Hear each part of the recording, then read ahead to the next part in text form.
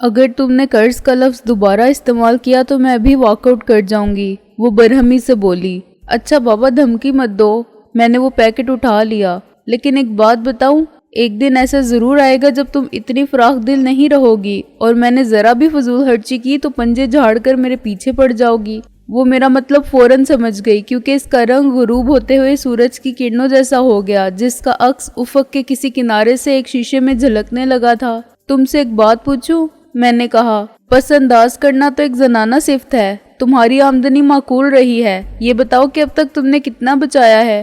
میرا مطلب ہے کہ کیا تم اور کوئی گھر بنوا سکتی ہو؟ گھڑی شاہو کے اس کھنڈر کو بھول جاؤ، ماضی کی یادیں پرعذاب ہو تو ان کو ذہن سے خارج کر دینا ہی اچھا ہے۔ وہ زمین بہت مہنگی ہے، اس کو فروخت کر کے تم آدھی قیمت پر کسی ماڈرن علاقے میں اتنی ہی جگہ حاصل کر سکتی ہو۔ یہ سب تو ٹھیک ہے، وہ بولی، لیکن کسی ماڈرن علاقے میں بھی اکیلی نہیں رہ سکتی۔ تم اپنے ساتھ ماسی کو رکھ سکتی ہو، میں نے کہا، جب تک میرے حالات درست نہیں ہوتے۔ شہلا بھی اسی طرح رہتی تھی، رابعہ بولی۔ ماڈرن علاقے کے ماڈرن لوگ اسے نہیں بچا سکے۔ اس سے بہتر ہوگا کہ میں کسی پرانی آبادی میں کوئی پرانا مکان خرید لوں، جہاں ہر طرف حقوق ہمسائیگی کو سمجھنے والے وفادار لوگ رہتے ہیں۔ اس عمارت کے ایک حصے میں خود رہوں اور باقی حصے کو کرائے پر اٹھا دوں۔ کسی بھی شریف فیملی کے ساتھ میں زیادہ محفوظ رہوں گی۔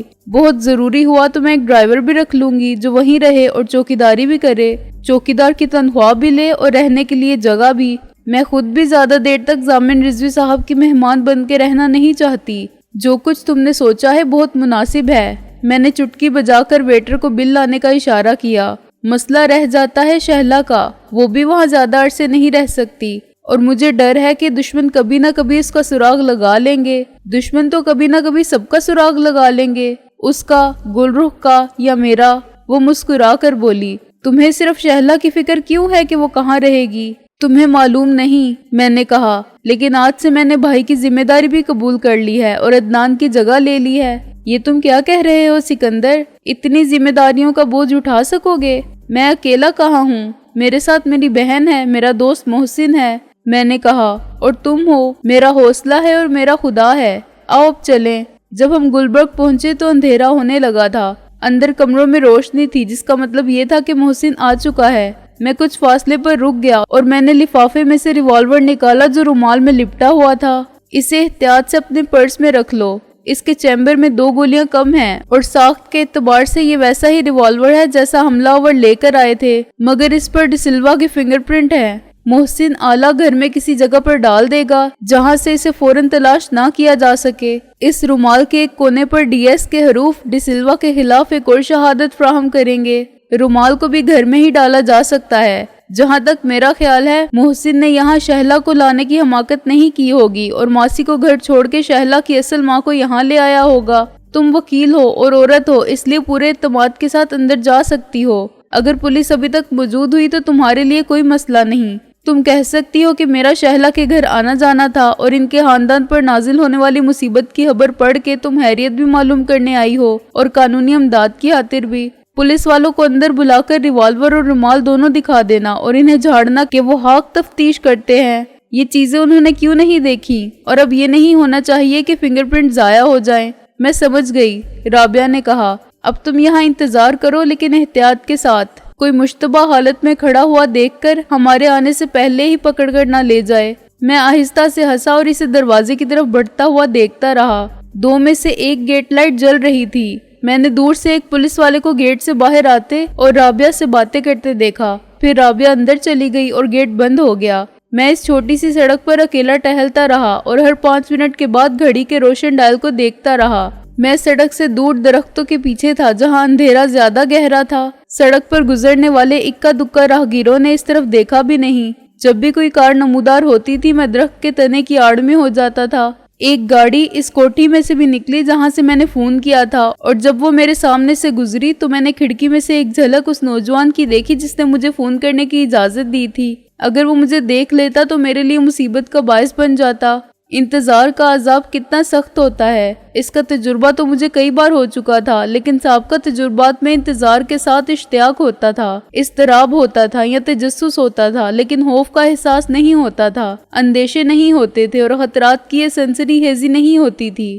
دروازے پر ایک موٹر سائیکل آ کے رکی اور ایک پولیس انسپکٹر اندر چلا گیا۔ میں نے طے کیا کہ انسپکٹر کے آنے کے بعد بھی رابعہ اور محسن کو ضابطے کی کارروائی کے مطابق بیان دینے اور وہ ریوالور اور رومال کے حوالے کرنے میں کم سے کم 15-20 منٹ ضرور لگیں گے۔ خدا کرے وہ اپنی ذہانت سے کام لیتے ہوئے انسپکٹر کو یقین دلا سکیں کہ دونوں چیزیں انہوں نے اتفاقیہ دریافت کی ہیں اور اسے یہ شک نہ ہو کہ ڈی سلوا کو ملوث کرنے کی نیت سے دونوں چیزوں کو وہاں لا کر ڈالا گیا ہے۔ ابھی 5 منٹ بھی نہیں گزرے تھے کہ میں نے ایک شخص کو دروازے کے سامنے رک کر چند سیکنڈ بعد پھر روانہ ہوتے دیکھا۔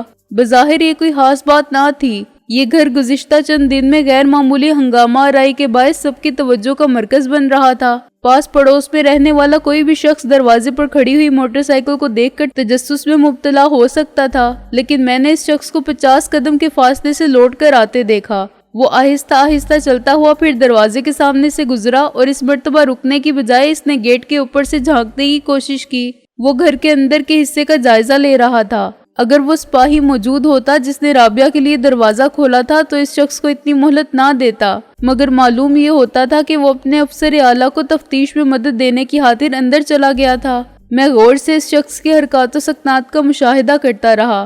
اچانک وہ گیٹ پر چڑھا اور اندر اتر گیا۔ بریف کیس کو وہیں چھوڑ کر میں دروازے کی طرف بڑھا۔ میرے اور گیٹ کے درمیان 40 قدم کا فاصلہ ضرور تھا، مگر میں نے یہ فاصلہ آدھے منٹ سے بھی کم وقت میں طے کیا۔ جب میں نے اوپر سے جھانکا تو وہ شخص کہیں نہیں تھا۔ پھر میں نے اسے ایک درخت کی اوٹ سے نکل کر دوسرے درخت کی اوٹ میں جاتے دیکھا۔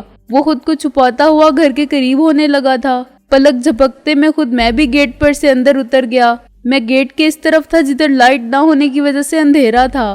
لوہے کی گیٹ پر میرے چڑھنے اور اترنے سے ہلکی سی آواز پیدا ہوئی تھی۔ میں اندر اترتے ہی فرش پر لیٹ گیا تھا۔ اس شخص نے چونک کر گیٹ کی طرف دیکھا تو اسے کچھ دکھائی نہ دیا۔ اب اس شخص کے سامنے لان کے کنارے پر لگی ہوئی مشکل سے 2 فٹ اونچی جھاڑیوں کی وہی دیوار تھی جس کے پیچھے میں پناہ گزین تھا اور جو گیٹ سے شروع ہو کے پورچ تک جاتی تھی۔ وہ درخت کے پیچھے سے نکلا اور ان جھاڑیوں کے دامن میں لیٹ گیا۔ اس کی نگاہ گھر کی طرف تھی، چنانچہ میں آہستہ سے اٹھا اور کوئی آہٹ کیے بغیر پہلے درخت کے پیچھے پہنچ گیا۔ دوسرا درخت مجھ سے چند فٹ کے فاصلے پر تھا۔ پورچ کی لائٹ لان پر پڑ رہی تھی، مگر وہ شخص سرسبز و ہموار تراشی ہوئی جھاڑیوں کے سائے میں لیٹا ہوا اندھیرے کا ایک جز لگتا تھا۔ اس نے ایک بار پھر گیٹ کی طرف دیکھا اور مطمئن ہو گیا کہ اسے دیکھنے والا کوئی نہیں۔ میں دوسرے درخت کی آڑ میں اس کے بہت قریب جا پہنچا۔ اب مجھے اس کی صورت تو صاف نظر نہیں آ رہی تھی، مگر میں اندازہ کر سکتا تھا کہ وہ جسمانی طور پر خاصا صحت مند اور دراز قد آدمی ہے۔ اس نے گہرے رنگ کی شلوار قمیض پہن رکھی تھی۔ لباس کے رنگ کا اندازہ بھی اتنا ہی مشکل تھا جتنا اس شخص کے پاس خنجر یا ریوالور کی موجودگی کا اندازہ کرنا، مگر اتنا یقینی تھا کہ وہ کمزور حریف نہیں ہے اور شاید جسمانی طور پر مجھ سے بہتر قد و قامت اور زیادہ وزن کا مالک ہے۔ یہ بھی ہو سکتا تھا کہ وہ خالی ہاتھوں سے مقابلہ کرنے کا اہل ہو۔ میں نے کوئی خطرہ مول لینا مناسب نہ سمجھا۔ میں بہت آہستہ آہستہ اس کی طرف بڑھا اور بالکل صحیح فاصلے سے اس کے اوپر جا پڑا۔ اس کے حلق سے آواز بھی نہ نکل پائی۔ میں نے ایک ہاتھ سے اس کا منہ دبایا تھا اور وہ خود میرے وزن کے نیچے حرکت کرنے سے قاصر تھا۔ میرے دوسرے ہاتھ کے وار نے اس کو ہوش سے بیگانہ کر دیا اور وہ ڈھیلا پڑ گیا۔ میں نے اس کو وہیں سیدھا لٹا کر اس کی جیبوں کی تلاشی لی۔ اس کی شلوار کے نیفے میں سے ایک کمانی دار خنجر برآمد ہوا۔ اس کی جیب میں 220 روپے تھے اور ایک کنگھی، مگر ایسی کوئی چیز نہیں تھی جس سے اس کی شناخت ہو سکتی۔ اب میں نے بھی وہیں لیٹ کر انتظار کرنا بہتر سمجھا۔ 10 منٹ بعد انسپکٹر اندر سے باہر آیا۔ معلوم نہیں آپ لوگ پولیس میں سب کو اتنا نااہل کیوں سمجھتے ہیں؟ اس نے ناخوشگوار لہجے میں کہا۔ اگر تم غیر معمولی طور پر ذہین ہو تو خود کو اس رائے سے مستثنیٰ سمجھو۔ رابعہ نے کہا۔ برا ماننے کی ضرورت نہیں، کیونکہ وہ بھی تو بہت عقل مند اور تجربہ کار لوگ سمجھے جاتے ہوں گے جن کو اس واردات کی تفتیش پر مامور کیا گیا تھا، اور ان کا ریکارڈ یقیناً اچھا ہوگا، مگر ثبوت تمہارے سامنے ہے کہ انہوں نے اپنی عقل اور اپنے تجربے سے کیا تیر مارا۔ انسپکٹر نے اس بات کے جواب میں کچھ نہیں کہا اور اپنے ماتحت کو چوکس رہنے کی تاکید کرتا ہوا گیٹ سے نکل گیا۔ حسب توقع چند منٹ کے لیے کانسٹیبل بھی اپنے افسر کو سلوٹ کرتا رخصت کرنے کے لیے گیٹ سے باہر گیا۔ یہی وقت تھا جب ہم اپنے قیدی کو اندر لے جا سکتے تھے۔ رابعہ اور محسن پورچ میں کھڑے تھے۔ رابعہ کی سرخ فاکس ویگن پورچ سے ذرا آگے تھی۔ میں نے ہلکے سے سیٹی بجائی اور محسن کو چوکنا دیکھا۔ ادھر نورے چشم، میں نے اٹھ کے ہاتھ ہلایا اور اسے اپنی طرف متوجہ کیا۔ جلدی 2 منٹ میں محسن کی مدد سے میں نے اس بھاری بھرکم شخص کو اندر منتقل کر دیا۔ اس کا وزن 200 پاؤنڈ سے زیادہ ہی تھا۔ مجھے اس شخص کے ساتھ چھوڑ کے رابعہ اور محسن باہر نکل گئے۔ میں نے ادھر ادھر کا جائزہ لیا۔ یہ ڈرائنگ روم تھا جس میں ایک ہی پیڈسٹل لیمپ روشن تھا۔ اس کا مطلب یہ تھا کہ پولیس انسپکٹر نے اپنی تمام کارروائی دوسرے کمرے میں پوری کی۔ یہ دوسرا کمرہ شہلا کی ماں کا بیڈ روم نہیں ہو سکتا تھا، چنانچہ شہلا کا کمرہ تھا، کیونکہ گھر میں 2 ہی بیڈ روم تھے۔ پہلے مجھے خیال آیا کہ اس اجنبی کو باندھنے کے لیے پرانا طریقہ اختیار کروں، یعنی ایک پردہ پھاڑوں، کیونکہ ابھی اس کے ہوش میں آنے کا فوری خطرہ نہیں تھا۔ چنانچہ کمرے کی آرائش کو خراب کرنا غیر ضروری تھا۔ بعد میں گھر کے اندر سے بھی کوئی رسی وغیرہ تلاش کی جا سکتی تھی۔ باہر محسن کی آواز آئی۔ وہ کانسٹیبل کو ہدایت دے رہا تھا کہ ہوشیار رہے، ایسا نہ ہو کہ وہ چائے پینے نکل جائے یا سو جائے اور کوئی اندر آ گھسے۔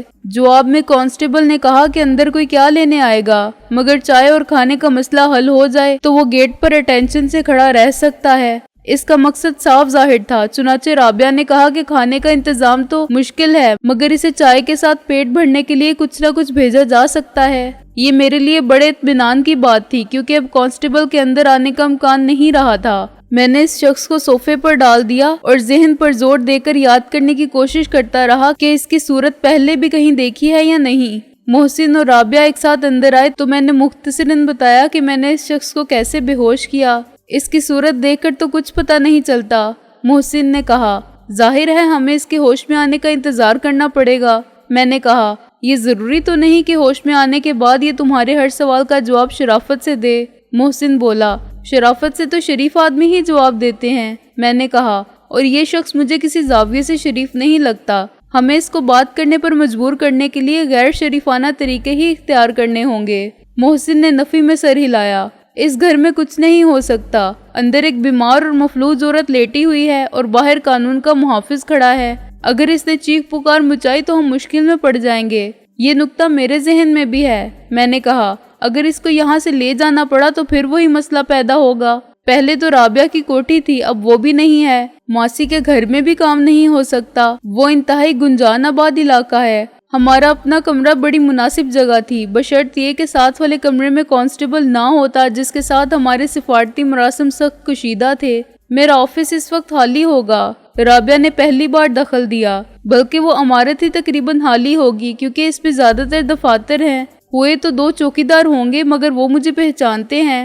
یہ تجویز قابل عمل ہے۔ میں نے کہا، اب ہم یہ سوچتے ہیں کہ اس شخص کو یہاں سے نکال کر وہاں کیسے لے جائیں۔ تم اتنی دیر میں باورچی خانہ تلاش کرو، دیکھو کہ ہماری اور سنتری بہادر کی خاطر مدارت کا کیا انتظام ہو سکتا ہے۔ میری اپنی سرگزشت میں کوئی اہم بات نہیں تھی، چنانچہ میں نے محسن سے پوچھا کہ اس کا مشن کیسا رہا، اور ایک صوفے پر اس کے مقابل بیٹھ گیا۔ میرا مشن بے حد کامیاب رہا۔ اس نے دوسرے صوفے پر بیٹھ کر پاؤں میز پر پھیلا دیے۔ چودھری دلاور نہ مجھے پہچانتا تھا اور نہ شہلا کی ماں کو۔ اسے یہ دیکھ کر سخت مایوسی ہوئی کہ شہلا ہمارے ساتھ نہیں ہے، مگر چودھری دلاور زبردست ایکٹر ہے۔ ہماری آمد سے وہ پریشان ضرور ہوا ہوگا، مگر اس نے اپنی پریشانی کو ظاہر نہیں ہونے دیا۔ ہم نے بھی یہ ظاہر کیا کہ ہمیں تمام معاملات کا علم نہیں۔ میں اسے ایک طرف لے گیا اور اس کو بتایا کہ رشتے میں شہلا کا ایک کزن ہوں، اور میں اس کی ماں کو چند دن کے لیے اپنے ساتھ لے گیا تھا۔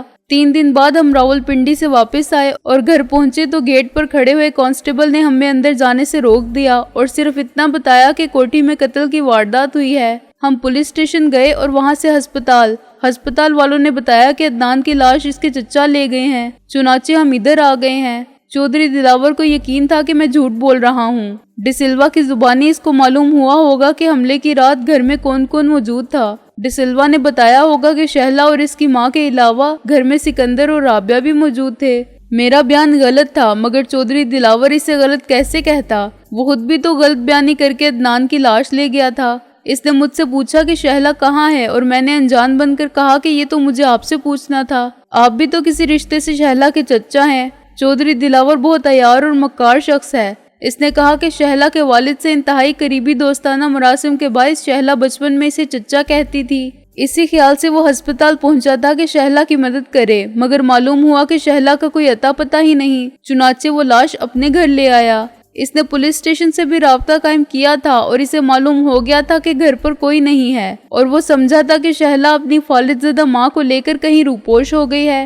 چودھری دلاور یہ کیسے کہہ سکتا تھا کہ میں اس مفلوج عورت کو شہلا کی ماں اور خود کو اس کا کزن ثابت کروں؟ ماں کے بارے میں اسے یقین آ گیا تھا کہ حقیقی ماں ہے، کیونکہ ماسی بالکل فالج زدہ عورت کی طرح پڑی رہی تھی۔ میں نے چودھری دلاور کو سمجھا دیا کہ عدنان کے قتل کی خبر شہلا کی ماں کے ذہن پر بھی اثر انداز ہوئی ہے، چنانچہ اب وہ زبان تک بھی نہیں ہلا سکتی۔ اس سے دلاور کو یقیناً تھوڑا سا اطمینان حاصل ہوا ہوگا کہ شہلا کی ماں اس کے دعوے کی نفی نہیں کر سکتی اور یہ نہیں کہہ سکتی کہ چودھری دلاور کبھی بھی شہلا کے باپ کا دوست نہیں رہا تھا۔ مجبوراً اس نے یہ جھوٹ تسلیم کیا کہ شہلا کی ماں 3 دن بعد راولپنڈی سے لوٹی ہے اور میرے ساتھ شہلا کی گمشدگی پر تشویش میں شریک رہا۔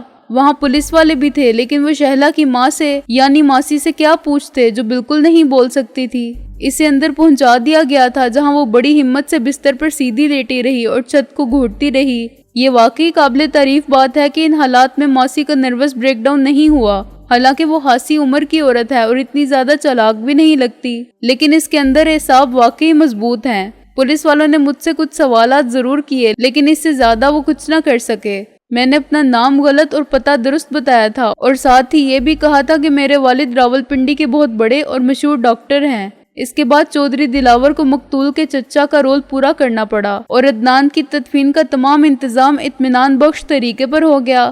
چودھری دلاور کے گھر میں صرف 2 نوکر تھے اور ایسا معلوم ہوتا ہے کہ بیوی بچوں کو اس نے کہیں بھیج دیا تھا تاکہ وہ اس ڈرامے کو دیکھ کر حیران پریشان نہ ہوں۔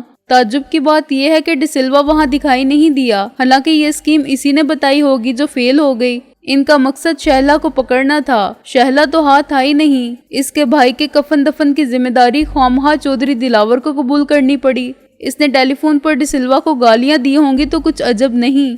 اگر اس نے 12 بجے کے بعد فون کیا ہوگا تو لائن نہ ملنے پر اس کو مزید کوفت ہوئی ہوگی۔ میں نے کہا، اور اگر ٹیلی فون آتا بھی تو میں ریسیو کرتا، کیونکہ 2 بجے تک میں وہاں موجود تھا، لیکن میں نے اندر جانے سے پہلے لائن کاٹ دی تھی۔ پوری بات میں بعد میں بتاؤں گا، پہلے تو بتا کہ بعد میں کیا ہوا۔ بعد میں کیا ہونا تھا؟ محسن بولا، سب کچھ طے شدہ پروگرام کے مطابق ہوا۔ چودھری دلاور نے پاس پڑوس کے لوگوں کو جمع کیا اور ایک گاڑی کا انتظام کیا جس میں میت کو میانی صاحب کے قبرستان لے جایا گیا۔ پیچھے صرف ایک نوکر رہ گیا تھا۔ جیسے ہی وہ نظروں سے اوجھل ہوا، ماسی نے کمبل ہٹایا اور فرار ہو گئی۔ معلوم نہیں چودھری دلاور نے اسے واپسی پر غفلت کی کیا سزا دی ہوگی۔ میں بھی قبرستان تک ساتھ تھا اور نمازی جنازہ میں بھی شریک تھا، مگر جب میت کو لحد میں اتارا جا رہا تھا تو مجھے بڑا اچھا موقع مل گیا۔ چند قدم کے فاصلے پر دوسری قبر کے لیے ایک اور جنازہ لایا گیا جس کے ساتھ 100-150 آدمی تھے اور وہ ہمارے ساتھ مل گئے۔ میں اس بھیڑ میں گم ہو گیا اور باہر نکل آیا۔ ڈسلوا قبرستان کے دروازے پر اپنی گاڑی میں موجود تھا۔ وہ یقیناً چودھری دلاور کی واپسی کا انتظار کر رہا تھا، لیکن اس نے مجھے نہیں دیکھا۔ بعد میں دونوں کو شدت سے اپنے بے وقوف ہونے کا احساس ہوا ہوگا۔ اس دوران میں رابعہ چائے لے کر آ گئی تھی۔ گھر میں آدھی ڈبل روٹی مل گئی تھی اور کچھ انڈے۔ اس نے آملیٹ کے ساتھ ڈبل روٹی اور چائے دروازے پر کانسٹیبل کو پہنچا دیے تھے، جسے یہ ڈنر دیکھ کر بہت سخت مایوسی ہوئی تھی۔ اس کا خیال تھا کہ کوٹھی میں کیک یا بسکٹ، مکھن یا پھل سب کچھ موجود ہوں گے۔ ایک کانسٹیبل اگر گلبرگ کی معمولی سی کوٹھی میں موجود تھا تو رئیسانہ زندگی کا یہی تصور کر سکتا ہے۔ جتنی دیر میں چائے ختم ہوئی، رابعہ نے محسن سے وہ بات پھر سنی جو میں سن چکا تھا اور محسن کو سنانی پڑی۔ اس کی روداد ختم ہونے سے پہلے میں نے اس اجنبی شخص کو باندھا، لپیٹا اور اچھی طرح پیکنگ کر کے اسے گھسیٹتا ہوا باہر لے گیا۔ سنتری دروازے کے قریب بیٹھا آدھی ڈبل روٹی کو آملیٹ کے ساتھ نگلنے میں مصروف تھا۔ میں نے رابعہ کی گاڑی کا دروازہ کھولا اور جنگی قیدی کو آگے اور پیچھے کی سیٹوں کے درمیان فرش پر ڈال گیا۔ پھر میں گیٹ کی طرف گیا۔ کیوں بھائی، کھانا کھا لیا پیٹ بھر کے؟ میں نے خوش دلی سے پوچھا۔ کھانا کدھر تھا صاحب جی، ناشتہ تھا، وہ بے رخی سے بولا۔ چلو گزارا تو ہو گیا، میں نے ٹرے اٹھاتے ہوئے کہا۔ ویسے بڑے افسوس کی بات ہے کہ پولیس والوں کو انسان نہیں سمجھا جاتا، ڈیوٹی پر کھڑا کر دیتے ہیں اور کھانے پینے کو بھی نہیں پوچھتے۔ میرے شریفانہ لہجے اور ہمدردانہ رویے سے وہ متاثر ہوا اور اس کا ذہن شکوک کا شکار نہیں ہوا، ورنہ وہ پوچھ سکتا تھا کہ جناب آپ کون ہیں اور کب تشریف لائے؟ میں گھر کے اندر سے آیا تھا تو ظاہر ہے گھر کا ہی آدمی تھا۔ بصورت دیگر الزام اسی پر آتا تھا کہ اس کی غفلت کے باعث کوئی تیسرا شخص اندر کیسے پہنچ گیا۔ اس نے فرض کر لیا ہوگا کہ جب گاڑی اندر گئی تھی تو اس میں 2 مرد تھے اور 2 عورتیں تھیں، یا اس نے کچھ سوچنے کی زحمت ہی گوارا نہیں کی ہوگی۔ 10 मिनट बाद हमने गाड़ी को बैक किया जिसे राबिया चला रही थी और गाड़ी गेट की तरफ बढ़ी। संतरी अपनी जगह से उठा और दरवाजा खोलने की बजाय गाड़ी की तरफ आया। साहब का ऑर्डर है कि कोई भी आए इसे रोक लो, वो बोला।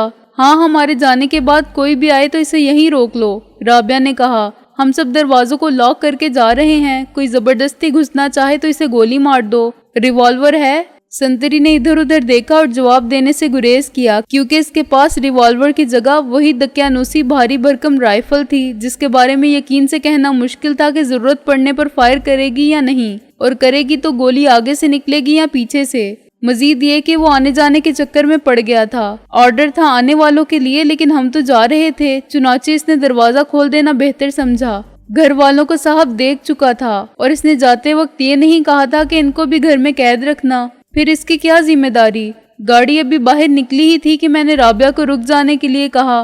फिर मैं नीचे उतरकर दरख्त तक गया और इसके नीचे रखा हुआ ब्रीफकेस उठा लाया। शहला की माँ बदस्तूर सो रही थी। जरूरत के तख्त शहला ने इसे 2 ख्वाबावर गोलियां दे दी थी, वरना वो इस कार्रवाई में दखल अंदाजी करती, अदनान के बारे में सवालात करती या वो गुफ्तगू सुन लेती जो राबिया, मोहसिन और पुलिस इंस्पेक्टर के दरमियान हुई थी। शायद खुद इंस्पेक्टर इसे होश में देखता तो इससे कुछ पूछता और हमारा झूठ खुल जाता जो हमने अदनान के बारे में बोला था। इसकी हालत ऐसी नहीं थी कि इतने बड़े झूठ के बाद वो इतने बड़े सच का सदमा बर्दाश्त कर सकती। मोहसिन ने इंस्पेक्टर से भी वही कहा था जो चौधरी दिलावर से कहा था। शहला की माँ सोते में अपने घर में जा पहुंची थी। अगर इसकी नींद टूटी होगी तो इसने समझा होगा कि मैं ख्वाब देख रही हूँ और फिर सो गई होगी। हमने तय किया कि इसे वापस शहला के पास पहुंचा दिया जाए और वहां से हम राबिया के ऑफिस जाएं। ये बड़ा लंबा रास्ता था, चुनाचे ड्राइविंग मैंने संभाल ली। राबिया की शिकस्ता हाल फॉक्सवैगन की कारकर्दगी में कोई फर्क नहीं आया था। इसके इंजन को पानी की जरूरत भी न पड़ती थी और फ्यूल मीटर की सुई बता रही थी कि पेट्रोल टैंक अब भी आधे से ज्यादा भरा हुआ है।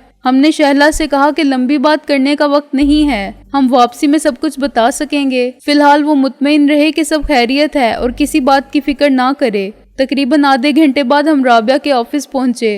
राबिया ऊपर चली गई। कुछ देर बाद मोहसिन कार से उतर के बिल्डिंग के दरवाजे तक पहुंचा और इसने चौकीदार से राबिया के ऑफिस का पता पूछा। चौकीदार इसे अपने हमरा ले गया। मौका पाते ही मैंने चादर में लिपटे हुए इस शख्स को कंधे पर डाला और खुद भी अंदर दाखिल हो गया। हस्बे तवक्को अमारत की ज़ीरी मंजिल इस वक्त वीरान थी। मैं जीने के नीचे की खाली जगह में छुपकर खड़ा हो गया।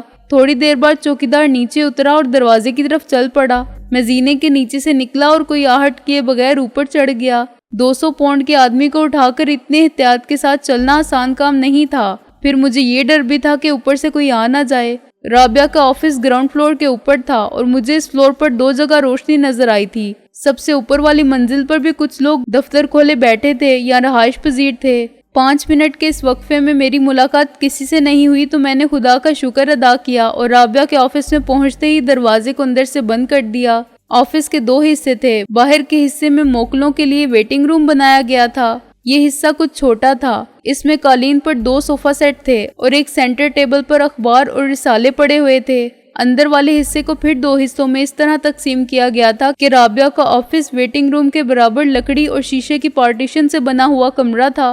पार्टीशन के दूसरी जानिब वाला हिस्सा हॉल टाइप था जिसमें तीनों वकीलों के कैबिन एक तरफ थे और दरमियान में क्लैरिकल अमले की मेजें थीं। टाइपराइटर, फाइल कैबिनेट और अलमारियां थीं जो चारों तरफ दीवार के साथ साथ बनाई गई थीं। अलमारियों के शफाफ खुलने वाले शीशों के पीछे कानूनी ज़ाब्तों, हवालों और पीएलडी जैसी ज़ख़ीम किताबों की कितारें नजर आती थीं। मैंने अपने बोझ को राबिया के ऑफिस में पहुंचकर हटा दिया और इसे सोफे पर डाल के एक गहरी सांस ली। मिस राबिया कारी एडवोकेट, मैंने कहा, वैसे तो आप भी हर गैर कानूनी कार्रवाई में हमारे साथ शामिल रही हैं, लेकिन एक तो आप जानती हैं कि जो कुछ हम कर रहे हैं अपने दिफा के लिए कर रहे हैं और ज़ाब्तों की कार्रवाइयों से बचने के लिए कर रहे हैं। हमारा मकसद कानून शिकनी नहीं है, ताहम जो कुछ हमने किया इसे गैर कानूनी ही कहा जाएगा। इस तमहीद की इस वक्त क्या जरूरत पड़ गई? राबिया ने कहा, साफ बात क्यों नहीं करते? साफ बात यह है बीबी कि हमें इस शख्स से कुछ पूछना है। मैंने कहा, ज्यादा अमकान इस बात का है कि घी सीधी उंगलियों से नहीं निकलेगा और हमें वो तरीका इख्तियार करना पड़ेगा जिसे 3rd डिग्री कहा जाता है। तुम अपनी मर्जी से मौजूद रहना चाहो तो तुम्हारी मर्जी, वरना तुम्हें वो मनाजिर देखने पड़ेंगे जिसे देखकर आम तौर पर औरतें बेहोश होना पसंद करती हैं।